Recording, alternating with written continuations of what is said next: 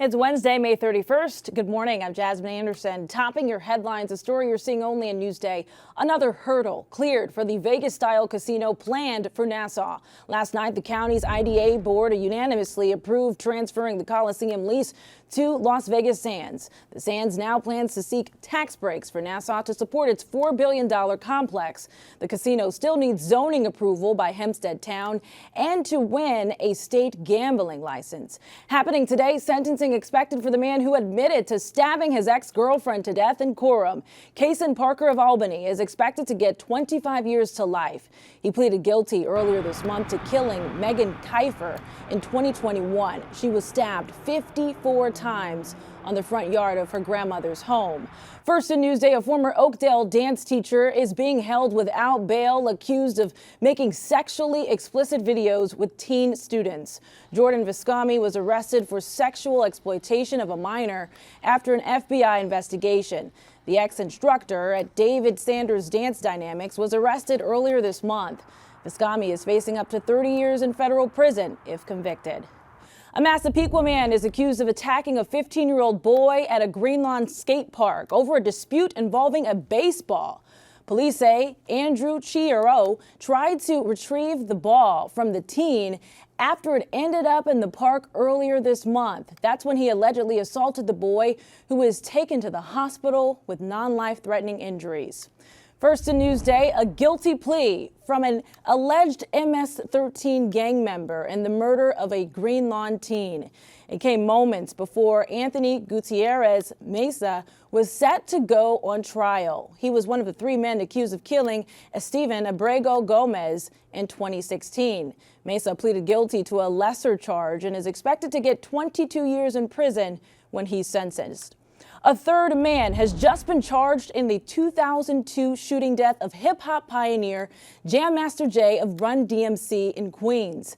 The feds unsealed an indictment against Jay Bryant yesterday. Two others were previously charged in the case and are awaiting trial. Only in Newsday, a possible strike at a Long Island hospital. Union leaders telling us about 300 nurses at St. Charles Hospital are voting now on a strike authorization vote. The union expects to announce the results Friday. Along with higher wages, they want a better patient-to-nurse ratio. Hundreds of Amazon workers are staging a walkout today at the company headquarters in Seattle. Hundreds more plan to join remotely. It's a protest over the mandate forcing employees to return to work at least 3 days a week. Workers are also upset about recent layoffs. The House set to vote tonight on a bill to avoid a historic U.S. default. The compromise bill restricts spending for the next 2 years and raises the debt ceiling into 2025. If approved, it would move to the Senate. Congress faces a Monday deadline to get a deal done, or the U.S. government will default. A stellar speller from Long Island has advanced in the Scripps National Spelling Bee. Great Neck's sixth grader Brian Liu is taking part in the quarterfinals this morning in Maryland. The 11-year-old made it through 3 rounds yesterday. He's competing against 230 spellers representing every state and several countries. Good luck. A lesson in AI at one local high school, what parents should know about ChatGPT. It's a story you'll see only in Newsday. It's some sort of artificial intelligence that can take in questions, kind of like Siri almost, but then actually generate something new, whereas Siri kind of has like canned responses or works through Google. ChatGPT is generating its own brand new response and creating something that hasn't existed prior to that moment. I think parents should know that it's not at the point yet where students can just use it and then all of a sudden start getting hundreds on all their assignments, right? It's not quite there yet, and that it is something that students could use potentially as a guide, but not something that's at the point where it's going to start doing their homework. I mainly use it for like help with my English assignments or inspiration with personal projects or just random information that I just want to know. So far what I've used it for is just comparing with what students are doing with their codes and just seeing like, okay, is this good enough yet? Is it doing what we actually want it to do? And for most of the time, the answer is kind of. You know, it's getting there, but it's not doing exactly what the students are actually doing. For more on Chat GPT and schools, go to Newsday.com. Click Get More below the Newsday TV video box. Sports now. A shakeup at the top for the Knicks. It's a story you'll see first in Newsday. A source telling Newsday General Manager Scott Perry will not return to the Knicks. His contract is expiring this summer. Perry has been with the team since 2017 and is credited with bringing stability to a franchise in turmoil. Coming up, keeping Long Island's pollinator population buzzing. I leave a lot of the area unmowed and wooded so that there's both nesting and forage for native pollinators as well as the honeybees. An exclusive look at how some local backyards are helping honeybees. Plus, because I did almost die, and there's a reason I'm still here, so I just try to make the most of my life. only in Newsday, how a young Plainview woman is helping others after she was paralyzed in a tragic skiing accident. But first, your hyper-local weather. Partly cloudy today, highs around 73 degrees. Tonight, mostly clear in the 50s. Tomorrow, perfect weather day with highs in the 70s. A look at your 7-day forecast coming up. Watch Newsday TV on the big screen. Use the remote to activate Siri, Alexa, Roku, or the Google Assistant on your streaming device. Say, install Newsday. Newsday TV, covering Long Island like no one else can. There's a lot of buzz about a growing trend on the island, backyard beekeeping. Ariel Dollinger has a story you'll see only in Newsday. Customers take the honey, leave the money, says Huntington beekeeper Richard Blome. We're here in Huntington outside of Richard Blome's house on Cherry Lane, and this is his honey stand. He has bees in the backyard, 10 hives of them, that he uses to make honey, which he jars and sells for $15 a pound. And we are about to buy some. We're going to put some money in the cash box and take our honey. I'm a beekeeper for the last 50 years. Got my first little package of bees in 1973.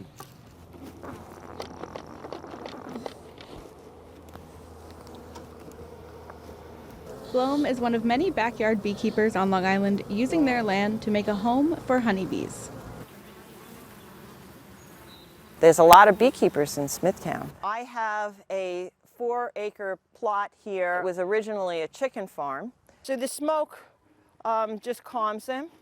You can move them around by smoking them a little to move them out of your way so you can see. Throughout her property, Grace has hives of honeybees, but her land is also suited to native pollinators, birds, butterflies, and other insects, to name a few. I don't use pesticides. I have an organic garden, and I leave a lot of the area unmowed and wooded so that there's both nesting and forage for native pollinators as well as the honeybees. Keeping bees in the backyard is illegal in certain towns and villages. But even where it is legal, there are unwritten rules. The Long Island Beekeepers Club calls its guidelines the Good Neighbor Policy. Guidelines include making sure backyard bees have a constant water supply and keeping hives a certain distance from a neighbor's fence. We don't want to do things that's going to be of a concern for our neighbors. And Grace has a good neighbor policy of her own. Every year I make sure when I harvest my first honey that I share a jar of honey with each of my neighbors. And so they are very happy that the bees are here.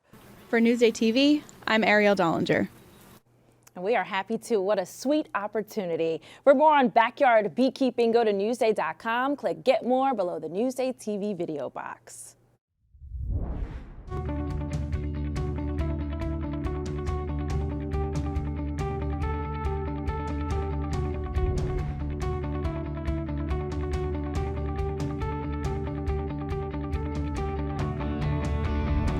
Life after loss. A Plainview woman paralyzed in a skiing accident is now an inspiration for many. Drew Scott has a story you'll see only in Newsday.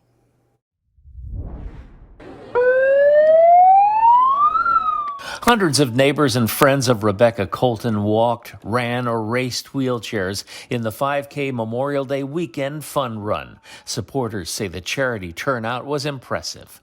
This is the second annual 5K for Rebecca. It's a fundraiser to help her family raise funds to pay her enormous medical bills. Rebecca was a college senior bound for medical school when in 2021 she found her life changed in an instant after a skiing accident in Vermont. Doctors gave her the terrible news she would never walk again and would be paralyzed from the neck down. My life's dramatically changed because I have virtually no independence. I'm washed, dressed by someone else. I can't even itch my own face. We're all supportive of each other. Everyone wants to come and support Rebecca, and yeah, it's amazing. In an effort to share her story and help others, Rebecca speaks on podcasts and even has become a TikTok social media star, showing off her sense of humor.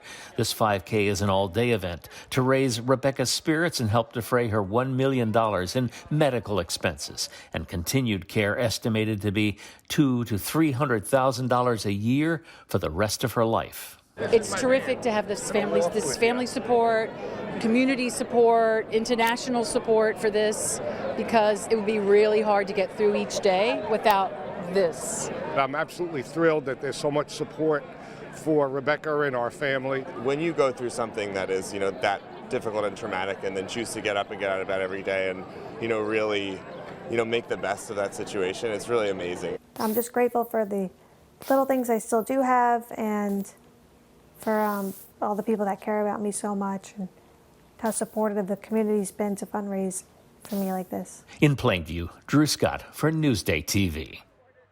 Wow, what a story there. To read more about Rebecca, go to Newsday.com, click Get More below the Newsday TV video box. Get more of the stories you've seen on Newsday TV at Newsday.com. Plus breaking news, investigations, things to do, restaurants, and other Long Island news you can't get anywhere else. At Newsday.com, covering Long Island like no one else can. I'm Jasmine Anderson. Have a wonderful Wednesday. Thank you so much for watching. We'll leave you with a look at your hyperlocal 7-day forecast.